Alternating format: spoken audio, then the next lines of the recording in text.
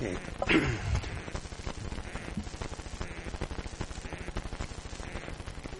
This is my disclaimers.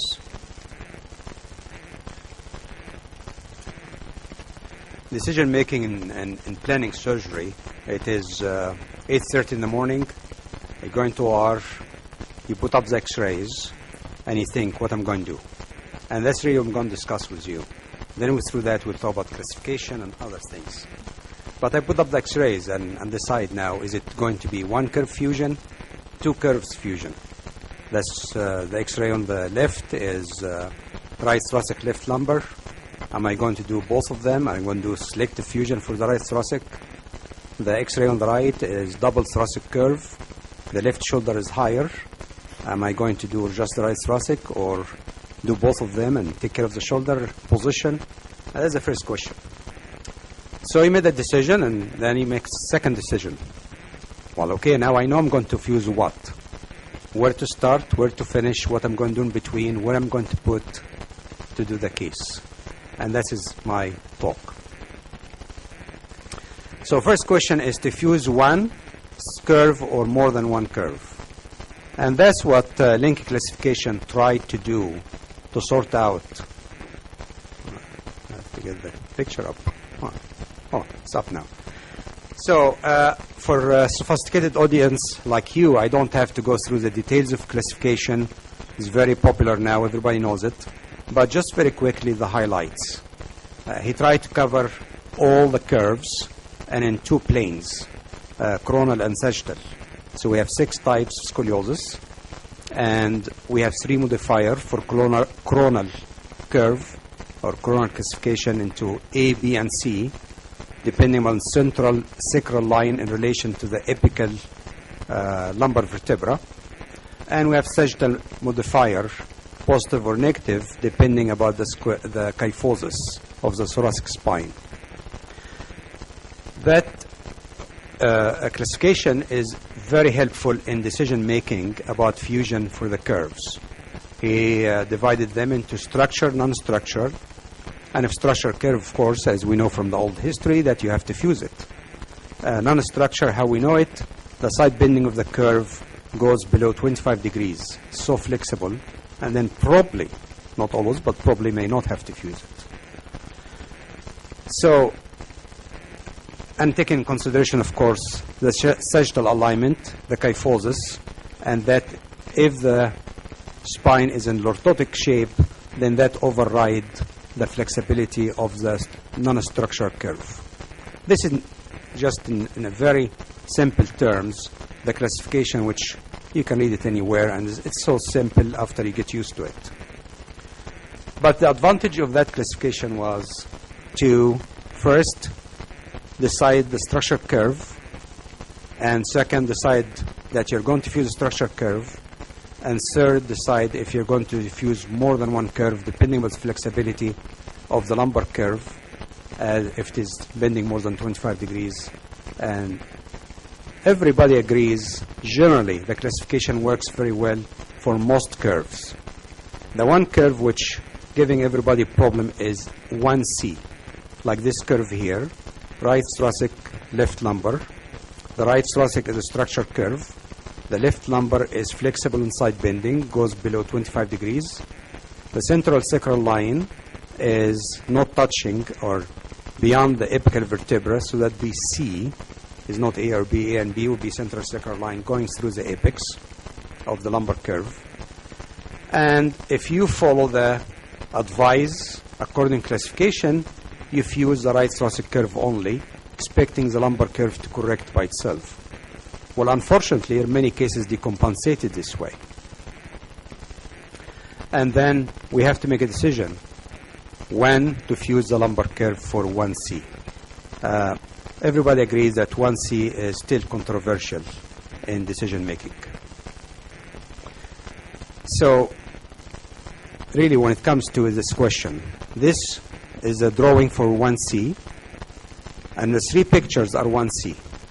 The central sacral line in the first picture on the left, just beyond the apex, beyond the pedicle of the apical vertebra of the lumbar spine.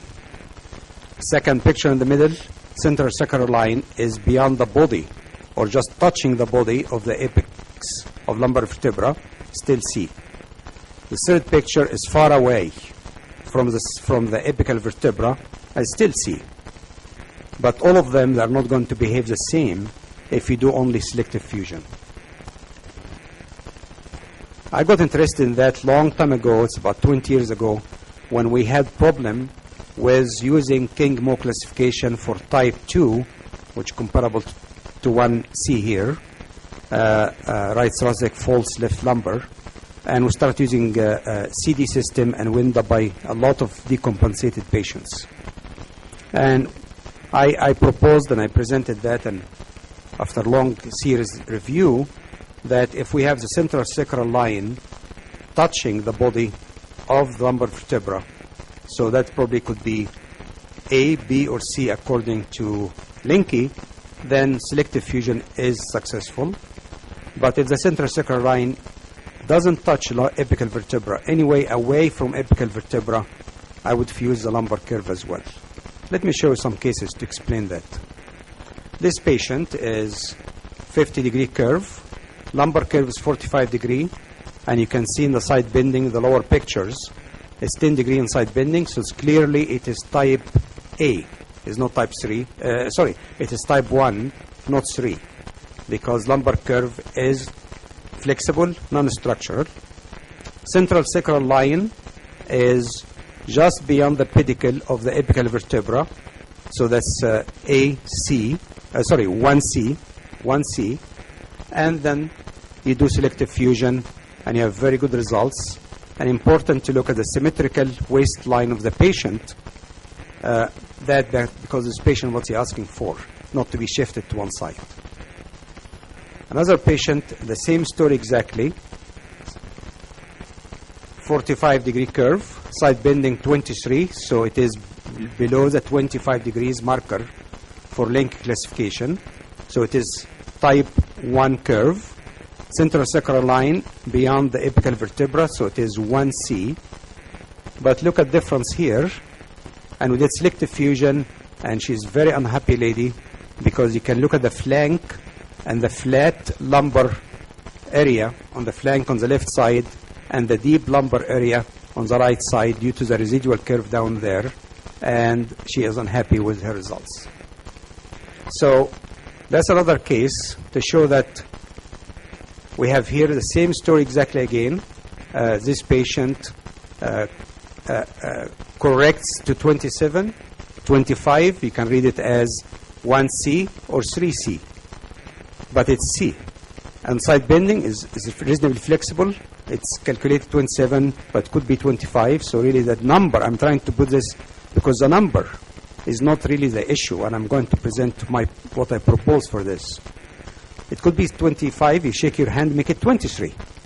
So it will be below the 25 marker. But the central sacral line far away from the apical vertebra. And this patient, I fused both curves. She has a symmetrical waistline. She's very happy with her outcome. I think if I did selective fusion, she would have been decompensated. Many people looked at that issue. What to do with 1C?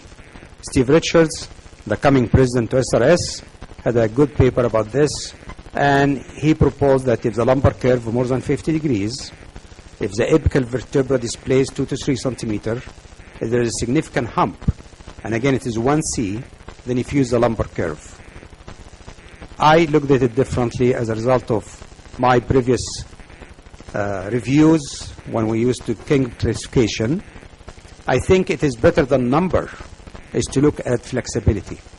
If the curve flexible more than 50% on side bending, that I consider a flexible curve regardless of the numbers, and of course all this point has to be taken into account, and that one I don't fuse is the flexibility less than 50%, then I'll fuse a curve.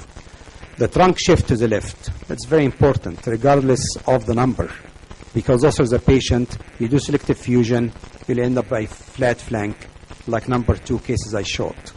And of course if you have a lumbar hump, but most important thing, the central sacral line is beyond the apical vertebra. It's not just touching or 2 centimeter far away. If it is beyond the apical vertebra, 2 millimeter or 2 centimeter, those usually they don't correct by fusing the thoracic curve only. They do compensate. Applying this for over the years, it shows that it gives you good results. So we summarize this part is the guideline by Lenke classification are applicable, except when you deal with 1C, you have to look at other criteria.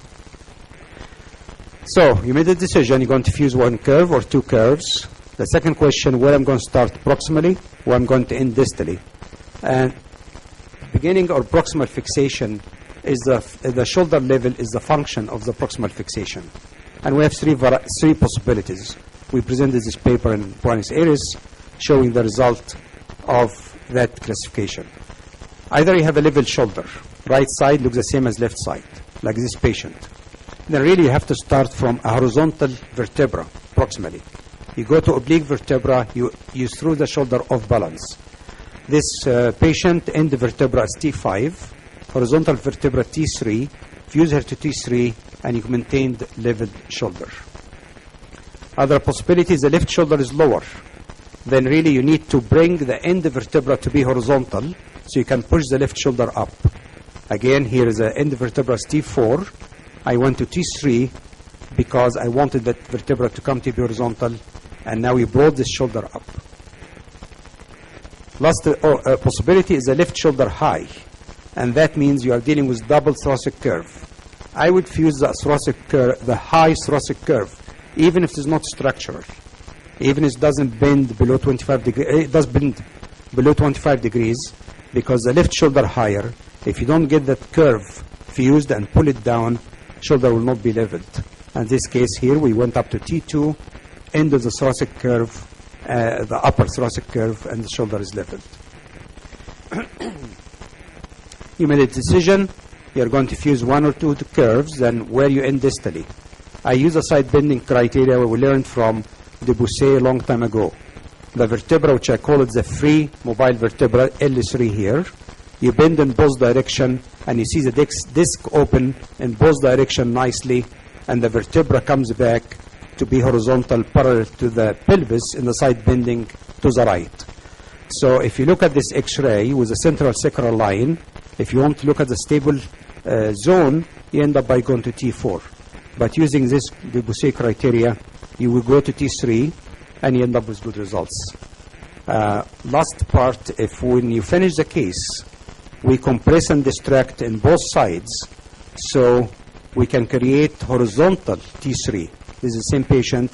T3 is parallel to the pelvis now, using distraction compression in both sides to bring L3, L2, L1 horizontal and parallel to the pelvis. Sorry, I used T. Word T should be L, L3. Of course, all of us now using the direct vertebral rotation to get rid of the hump, and that's very effective. As a result of that, we don't do very much thoracoplasty anymore. One case presentation. This patient here, right thoracic curve, Lenke 1B, proximal end vertebra T4, left shoulder is lower, and distal mobile vertebra is L1. So fuse her from T3 to bring the shoulder leveled to L1, which is, as you can see, side bending. It's very mobile vertebra. With its selective fusion, she has a very good outcome.